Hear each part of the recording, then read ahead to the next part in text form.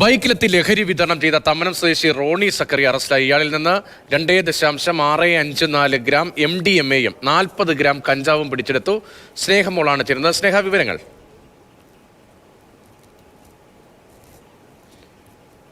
ബൈക്കിലെത്തി school വിദ്യാർത്ഥികൾക്കടക്കം കഞ്ചാവും അതുപോലെ തന്നെ മാരക ലഹരി മരുന്നുകളും അടക്കം വിതരണം ചെയ്യുന്ന ആളാണ് പിടിയിലായിരിക്കുന്നത്. ഇയാൾ ഇടപ്പള്ളിയിലെ ഒരു മാളിലെ ഒരു ഷോപ്പിലെ മാനേജറാണ്. അതോടൊപ്പം തന്നെ രാവിലെ മുതൽ രാത്രി 7 മണി വരെ ഇയാൾ മാളിൽ ജോലി ചെയ്യും. അതിനുശേഷം രാത്രി 7 മണിക്ക് ശേഷം ഇയാൾ ബൈക്കിലെത്തി ലഹരി മരുന്ന് വിതരണം ചെയ്യും. ഈ ഓപ്പറേഷൻ ക്ലീൻ സ്ലേറ്റിന്റെ ഭാഗമായി എക്സൈസിന് ലഭിച്ച രഹസ്യ വിവരത്തെ തുടർന്ന് നടത്തിയ അന്വേഷണത്തിലാണ് ഇയാൾ പിടിയിലാകുന്നത്. ഈ എക്സൈസ് തന്നെ ആവശ്യക്കാർ എന്ന മുഖേന ഇയാളെ സമീപിക്കുകയായിരുന്നു.